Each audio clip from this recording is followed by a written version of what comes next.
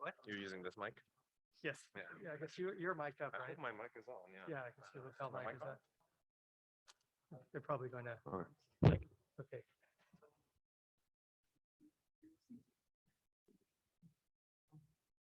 Hi, welcome back. So it's my distinct pleasure to introduce Thomas Dumitrescu. Generally, I didn't have to pester the art speakers for information because I could always look up their Wikipedia pages. I tried this with Thomas and there is none. And the explanation is he's basically refused to allow anybody to create one for him. So I think that's admirable or strange, one or the other. Seems like we only exist if we're on Wikipedia. Anyway, Thomas received his bachelor's degree from Columbia, his PhD from Princeton with Seiberg at the Institute for Advanced Study. He was a postdoc at Harvard for 5 years, and then to our great good fortune, he accepted the offer to come to UCLA. Thomas has received a DOE Early Career Award, and I think very significantly, he's a founding principal investigator of a Simons collaboration on global categorical symmetries. And not only that, he is, I think, the inaugural holder of the Manny Presidential Term Chair. So please join me in welcoming Thomas. Thanks, Joe.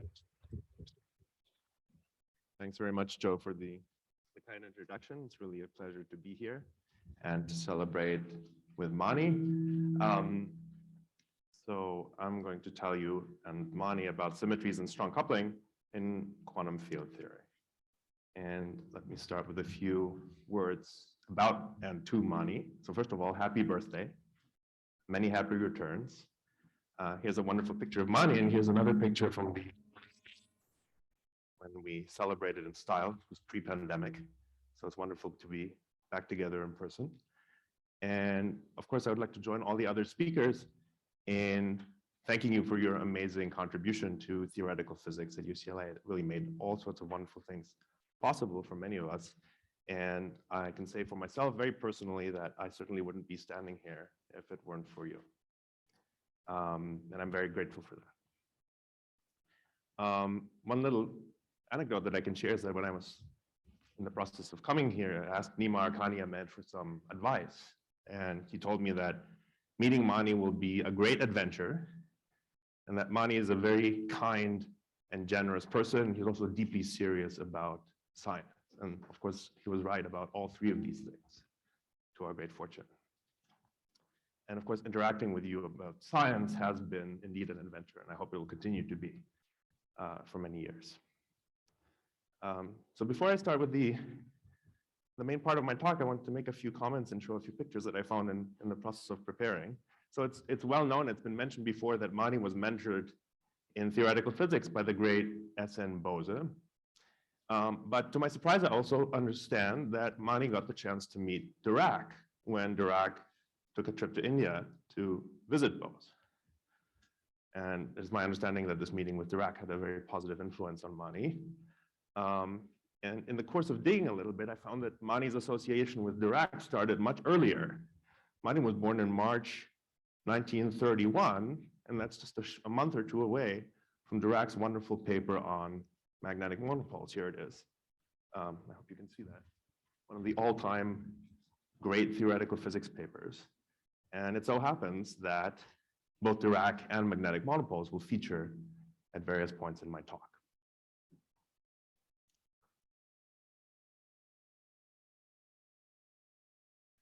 Okay, so before we get to quantum field theory, let me say a few words about symmetries in quantum mechanics. Symmetry, of course, has long been a transformative notion in physics, starting early with classical physics. And in this talk, I will skip that historical chapter and start directly with quantum mechanics and then quantum field theory. So in quantum mechanics, a symmetry operation, which we call R here, acts on states. And states are rays in a Hilbert space. And the crucial property of a standard symmetry is that it preserves transition probabilities, which in quantum mechanics are given by Born's rule.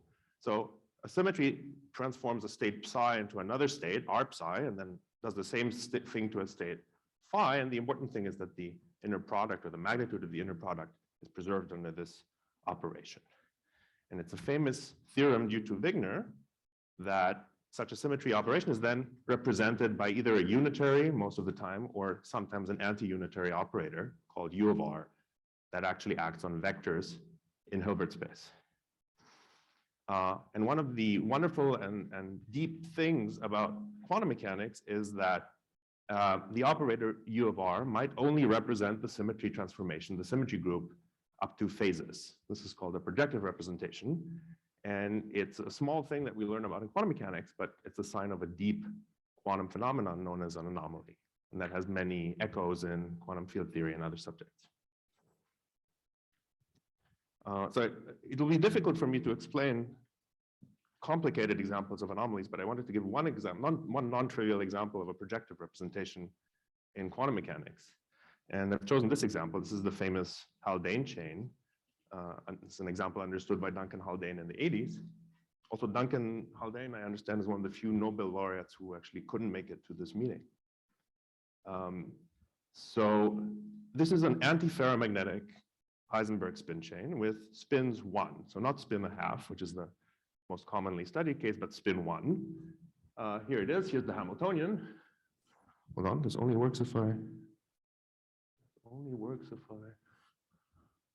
Well, this doesn't work at all. Only works if I point on my computer screen. Sorry about that. So here's I need to find the Hamiltonian. Here we go. So it's an infinitely long chain of spin 1 atoms or spin 1 particles interacting via anti-ferromagnetic nearest neighbor interactions. And if the chain is infinitely long, it has a unique ground state with an energy gap. And everything inside is invariant under the SO3 group of rotations. Everything transforms in genuine vector-like integer spin representations of SO3. And the amazing thing that happens when you cut the chain in half so that it has an end is that you actually find a localized spin 1/2 representation at the end of the line. So this is supposed to be represented here. Again, if I can find this laser pointer, by this blue spin 1/2 arrow sitting lonely at the end of the end of the chain, while all the other spin 1/2 arrows have paired up like this into entangled states. And the fact that you find a projective SO3 representation in a truly bosonic SO3 invariant system is an example of an anomaly, an example of this phenomenon that I was talking about. And these anomalies are very robust phenomena in quantum mechanics and field theory, even if the system is difficult to analyze and strongly coupled. So such phenomena will be of interest to us in the talk. So let's graduate from quantum mechanics to quantum field theory. And one of many important things that happens when you do that is that the observables of quantum mechanics get upgraded to local operators, operators that are functions of space-time coordinates little x. And these are called fields. And the reason we need to do that is to make quantum mechanics compatible with Einstein's special theory of relativity. So we need observables at space-like distances to commute like this. This is an operator at space-like distances, and it commutes with itself at the origin, and that's necessary. That's what's called locality in relativistic quantum field theory. There are many other things that happen, but this is perhaps the most dramatic. And the standard model of particle physics is an example of such a quantum field theory, and it is in fact the most accurate known theory, period, in any field of human endeavor. And a good example of that is the famous match of the electron magnetic moment, computed first by Dirac and Schwinger, between theory and experiment. So here we have the first two terms. The 2 is due to Dirac. The alpha over 2 pi is famously due to Schwinger. Here's Schwinger on the left. And the match with experiment is up to at least 10 significant figures. I'm not completely up to date on the latest and greatest, but this is roughly where it is. And as we've heard already this morning, Schwinger was, of course, a professor at UCLA for 20 years. And there is going to be an entire conference next week dedicated to the fact that the agreement between theory and experiment for the muon G factor is much less sharp than in the case of the electron.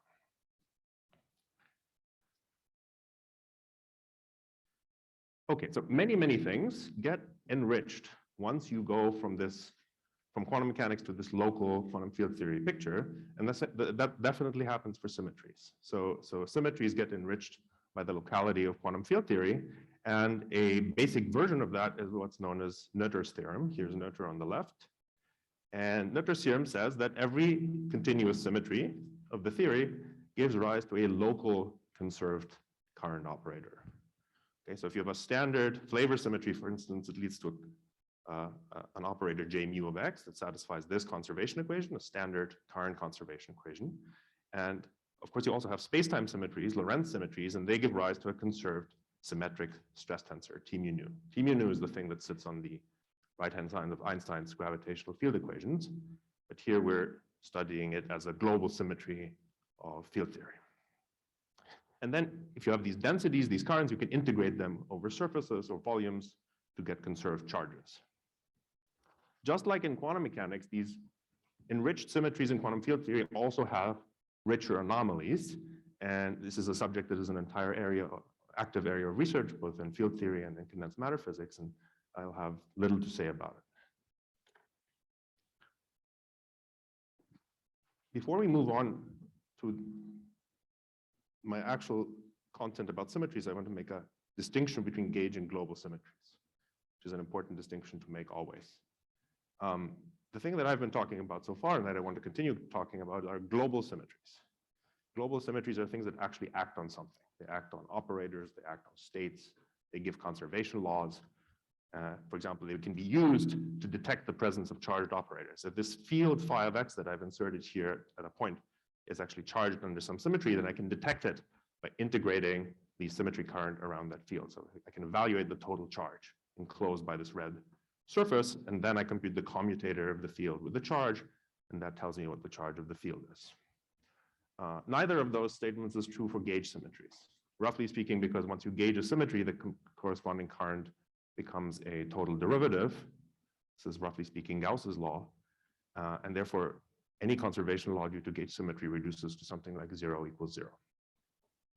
That doesn't mean that gauge symmetry and gauge theories are unimportant, quite the opposite. We heard about them this morning from David Gross, for example. The standard model itself is famously in gauge theory based on this gauge group, SU3 times SU2 times U1. And the reason we need gauge symmetry, or more precisely gauge redundancy, is in order to have a convenient Lorentz invariant description of spin 1 force carriers in the standard model.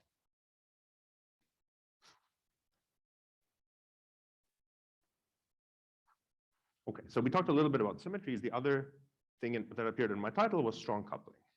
So strong coupling is a general problem in theoretical physics and life. And this is my description of it.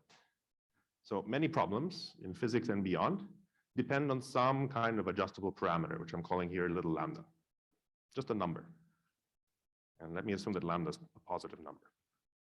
I keep losing my pointer dot. This is not working as well as I thought it would. All right, here it is. Now, if you manage to solve the problem that you're interested in for one particular value of lambda, let's say lambda equals 0, then it's very often possible, though not necessarily straightforward, to solve it for small non-zero lambda by Taylor expanding around the known solution. So this is what we call weak coupling perturbation theory. It's beautifully successful in many areas of physics. I've already mentioned the electron G factor in QED, and David Gross mentioned this morning the successive perturbation theory in high energy QCD, which is also weakly coupled. But if you're interested in problems where lambda becomes of order 1 or bigger, then this all breaks down. And fortunately or unfortunately, I think fortunately, many interesting problems are in this strongly coupled regime. So this strong coupling barrier is a barrier to our understanding, and we should try to make progress on it. So this is my favorite slide in the talk. The reason it's my favorite slide is because I'm going to give you 3 examples of strong coupling that I find interesting. And I would like to point out that without coordinating, I assure you, they are nearly identical to the 3 items on David Gross's bucket list. So I think what this means is that David has excellent taste. So the first example is the low energy strong coupling dynamics of QCD and other closely related asymptotically free gauge theories in 3+1 spacetime dimensions, and in particular, the amazing phenomenon of confinement that David reviewed for us in more detail than I will. That's example number one. The second example is supersymmetric n equals to 4 Yang-Mills theory, which at strong coupling manages to grow an emergent extra dimension with emergent dynamical gravity. So this is the vanilla example of the ADS CFT correspondence, whose originator is sitting in the audience. And we've already heard that this correspondence unifies quantum field theory and quantum gravity. And then finally, I wanted to make a comment about strong coupling and unification. The traditional, let's call them old-fashioned unified theories like SU5, Higgs down to the standard model gauge group, can in principle be formulated at weak coupling.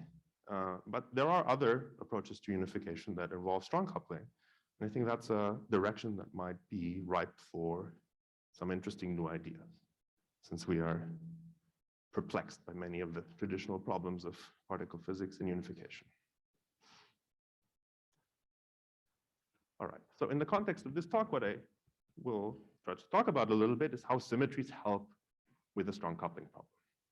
At least how they help us to gain some insight beyond perturbation theory. And the basic reason they allow us to do that is because symmetries are kind of rigid objects. They don't change continuously as we dial up the coupling. We start with a small coupling where everything is in principle understood, and we make the coupling very big. And as we do that, the symmetries themselves don't really change. So they in particular must match between weak and strong coupling. That has to happen in any duality, for example, that happens in ADS CFT.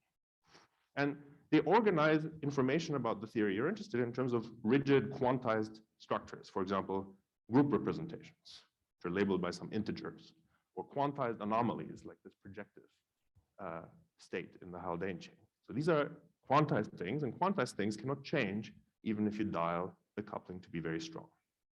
And so these are some very special structures that exist in these theories that can be reliably studied even at strong coupling, in particular, even if the theory itself is not solvable there. If the theory happens to be solvable for some reason or another, for example, if it has a lot of symmetry, sometimes you can solve it. That's great. But if you can solve a theory, in a sense, you don't need the symmetries. They're a bit of an afterthought to organize your thinking. If you cannot solve the theory, they give you invaluable insight. So this all sounds like a pitch for hunting for new symmetries. Symmetries are great. We should try to have as many of them as possible, obviously, except that there's a fly in the ointment. And the fly is comprised by this duo of gentlemen, Coleman and Mandula, who proved a theorem that says that if a symmetry is too big, if a theory has too much symmetry, then it's actually boring. It's basically a free, non-interacting theory. It doesn't do anything. So somehow you need to have a theory that has managed to have lots of symmetry, but not in a trivial, boring way. And there are interesting loopholes to the Coleman Mandula argument. And they're some of the ones that I would like to focus on. So there are three that I've listed here. Higher form symmetries and supersymmetry I'm going to mention in my talk. Integrable theories in 1+1 dimensions are also very interesting. I'll not have anything to say about them, but you heard a little bit about them from Eva Silverstein in her talk. All right. So what are higher form symmetries? Higher form symmetries are generalizations of ordinary global symmetries where the conserved currents are not symmetric tensors, but anti-symmetric tensors, totally anti-symmetric tensors of the Lorentz group, also called differential forms. And the simplest example is this object big J here, which is a 2-form, an anti-symmetric tensor of rank 2, which satisfies this conservation equation. And for historical reasons, this current gives rise to what is now called a 1-form symmetry, even though the current is a 2-form.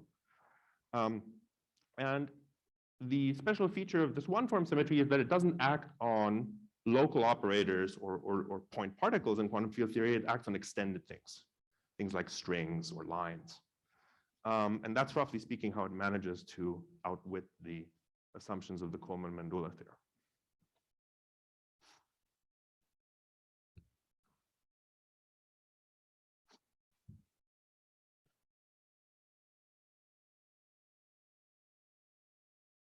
Okay. So here's an example. very simple. Abelian gauge theory, U1 gauge theory, right? Could be, for example, QED with electrically charged matter. For example, in QED, we have the electron, which has charge 1, but no magnetic matter. And here are Maxwell's equations written for such a system. The first equation is the non-trivial one that has the electric current on the right-hand side. And the second equation is what's usually called the Bianchi identity, or the homogeneous Maxwell equation. Here I've written it in terms of F tilde, which is the Hodge dual of F, or the epsilon tensor contracted with F. And the second equation has a 0 on the right-hand side precisely because there are no magnetic charges by assumption. If there were magnetic charges around, there would be something on the right-hand side of that equation also. So this second equation expresses conservation law, but it's a conservation of magnetic flux, which is a slightly different kind of charge. It is in fact a one-form charge. So you see, because F mu nu, or in this case F tilde mu nu, is an anti-symmetric tensor that is also conserved, it fits my definition of a one-form global symmetry, which was this. Excuse me.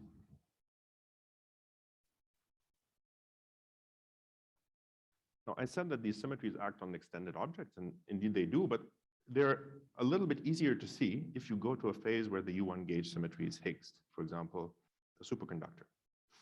And in that case, the charged objects are the superconducting magnetic vortices, or the strings, the superconducting strings of the model. Now, if you happen to be in a theory which does actually have dynamical magnetic monopoles, for example, you could imagine that your U1 gauge theory that I was discussing secretly comes from a grand unified theory at high energies, where the gauge group is non-abelian there, and it's only Higgs down to U1 at low energies. Then there are actual dynamical monopoles at high energies, and they would break this one-form symmetry explicitly.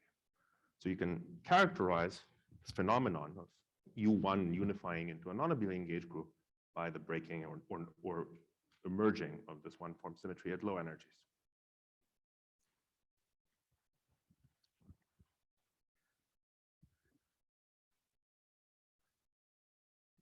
So another example which has a one-form symmetry is Yang-Mills theory in the context of confinement. We've already heard about confinement. I've already said a few words about it in this talk.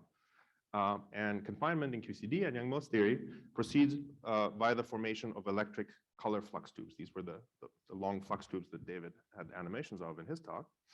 And these flux tubes trap the quarks that are at their endpoints.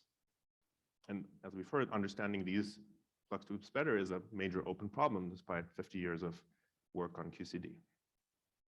Now, I'm not going to try and review all the wonderful things that are known about these flux tubes. Instead, I would just like to say that we have here a nice group of postdocs that are interested in things like higher symmetries.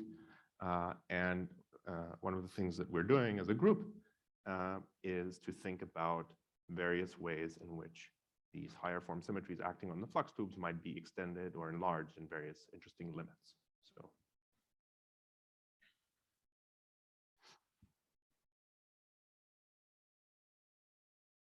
All right, so we've discussed normal symmetries, ordinary symmetries. We've discussed higher form symmetries. The next escalation of this process is what is called a higher group symmetry. And a higher group symmetry is something where the ordinary currents, the ones with only one vector index like J mu, talk to the multi-index higher form currents like J mu nu. And what I discovered with these gentlemen down here a couple of years ago is that there are situations where these two types of currents, or these two types of symmetries, can be unified into a single higher algebraic structure known as a higher group. And in general, that's a fairly mathematical story, but in this context, I can use the currents to describe it in a rather simple language. And what effectively happens is that two of these ordinary currents, J mu and J nu, fuse in the sense of the operator product expansion into a higher form current with two indices. So if you wish, this is a kind of current algebra that mixes the ordinary and the higher form currents. This is an interesting new structure. It appears in lots of simple physics examples that you can explore. And it also has intrinsic mathematical interest. And unfortunately, this structure is not present in the standard model, but it happens to be present in a variety of extensions beyond the standard model. For example, it's present in some models of axions. And in those examples, it can be used to make some predictions. In particular, it provides bounds on some interesting energy scales in the theory, like, for example, the scale of magnetic monopoles and the gut scale, in terms of other interesting scales. All right, so if you continue this process onward and you examine the previous examples, roughly speaking, what one learns is that, first of all, symmetry can be powerfully generalized in a variety of ways. That is actually useful, makes predictions and teaches you new things. You should keep trying to do that. And the second thing you sort of inevitably stumble across is that these generalizations ultimately lead to the mathematical language of, you can call it higher algebra or higher categories. And the higher categories that arise very pictorially are the things that tell you how to fuse all possible symmetries in all possible consistent ways. Just that, like I had this fusion of two currents into a third current in the case of the two group, you can imagine much more complicated fusion systems. So as Joe already mentioned, this line of research was recently funded by the Simons Foundation. We set up last year a collaboration with 16 PIs. Simons collaboration is called the Collaboration on Global Categorical Symmetries. And this is a math physics hybrid collaboration that attempts to research these questions. And our logo, by the way, as you can see here, is not so different from the logo that David and his friends picked for their collaboration, because of course we ultimately hope that understanding the symmetry better will tell us something about confinement in QCD. All right, so in the rest of the talk, I would like to switch gears a little bit and mention some work that I've been doing with collaborators here that is related to the second loophole in the Coleman Mandula theorem that I pointed out earlier. So higher form symmetries and their generalizations were one possible loophole. And I want to say a few words about soft supersymmetry breaking. Now, supersymmetry itself is an interesting loophole to the Coleman Mandula theorem. It's a mild extension of spacetime symmetry, of Poincare symmetry, in which you, roughly speaking, add the square roots of the Poincare generator to the symmetry algebra.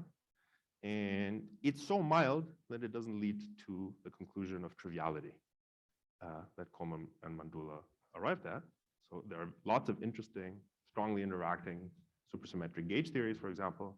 Perhaps one of the most famous ones is the N=4 theory that features in the ADS-CFT correspondence.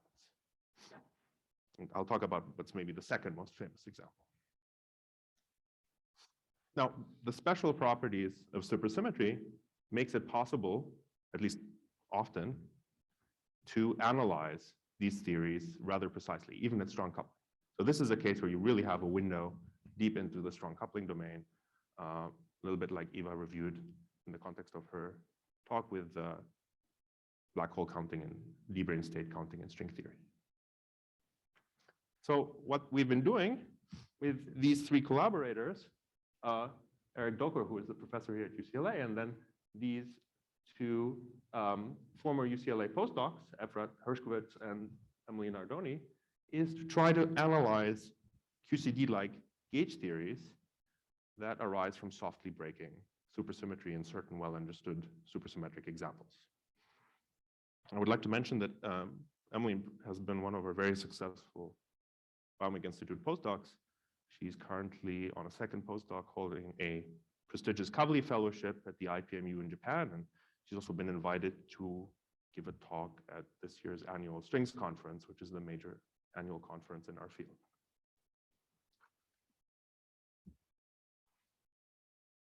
So one of the best understood supersymmetric gauge theories, perhaps second only to the N=4 theory itself, is pure SU2 gauge theory with N=2 extended supersymmetry.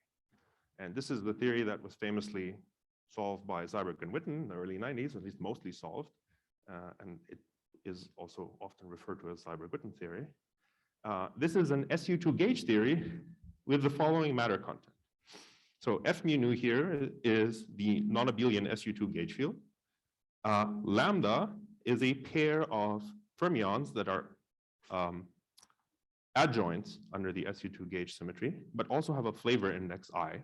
So this theory has an interesting flavor symmetry, a little bit like the flavor symmetry of QCD. In this context, it's the SU2R symmetry of the supersymmetric theory. And then there are also some scalars, these complex scalars phi here, that are needed in order to complete the supersymmetric multiplet. And as I said, all of these fields are in representations of SU2, and particularly in this case, the adjoint representation. So these guys, solved the supersymmetric theory, and since then, much more has been understood in great detail.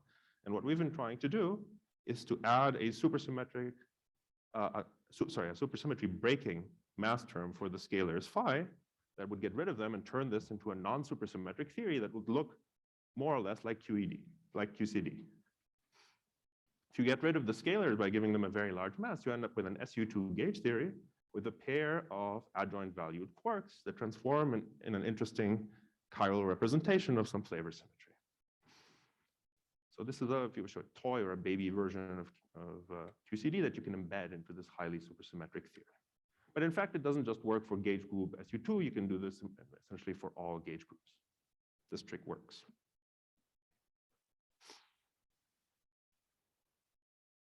All right. So what are the things that we're most curious about in QCD, or at least some of the things that we're most curious about in QCD? We're curious about confinement, and we're curious about chiral symmetry breaking if we have quarks. And these are the things that we'd also like to understand about this adjoint theory. All right. And the thing that works beautifully in this case is that even though supersymmetry is slightly broken, we can still harness the fact that it is very, very powerful in the unbroken case to calculate how the Seiberg-Witten solution of the supersymmetric theory must be modified when you add this small SUSY breaking deformation. All right. And when we do that, we find, well, I'm skipping, of course, all the technical details, which is what we've been spending a large part of the pandemic working out. But when you do that, you find, first of all, that magnetic monopoles condense, leading to confinement, much as in the Seiberg-Witten supersymmetric story involving n=2 to n=1 breaking. But there's a small variation of their mechanism involving the flavor symmetry. And what happens in the non-supersymmetric case is that the things that condense, the monopoles that condense, are also charged under the chiral SU2R flavor symmetry. And so on top of confinement, you also get chiral symmetry breaking. You get an interesting, calculable, strong coupling dual for confinement and chiral symmetry breaking in this non-supersymmetric gauge theory. And when the chiral symmetry breaks, it breaks from SU2 to its cartan. And the low energy dynamics is described by a sigma model consisting of two Goldstone bosons that live on a CP1 group manifold, or coset manifold, rather. So this is what the low energy theory looks like.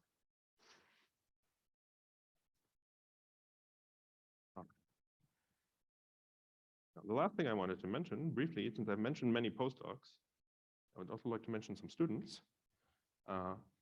One of the other things that we would like to understand in this theory, once we know that it confines and breaks chiral symmetry, is how do the confining strings actually look? And this is something that we've been starting to work on with two UCLA students here, Amei Gaikwad and Yanyan Lee. And one of the things I wanted to emphasize in this context is that Mani's generous support doesn't just help our postdocs, it also helps our students. All right, so Adjoint QCD has confining strings that are protected by an electric one-form symmetry. So they cannot break. There's nothing that can break the string. And in fact, once you realize that the low energy description of this theory is a CP1 sigma model for the Goldstone bosons, you see that the sigma model has an interesting winding number because it has an S2 topology. And that winding number of this S2 is actually the conserved string number. So the confining strings of this adjoint theory are actually the solitonic CP1 strings of this low energy sigma model. And you can say all sorts of things about their universal features from this point of view. We've already heard a little bit about the universal features of flux tubes this morning. But of course, what you would like to then do is to understand some of their fine structure, some of the detailed properties that these strings might have that actually depend on the gauge theory that they come from. And roughly speaking, the strong coupling dual that Seiberg-Witten theory plus SUSY breaking spits out in this case gives you an interesting handle on this problem. So this is what we're trying to understand. Okay. So in the interest of time, I'm going to conclude here. Thank you for your attention. And of course, happy birthday, Mani.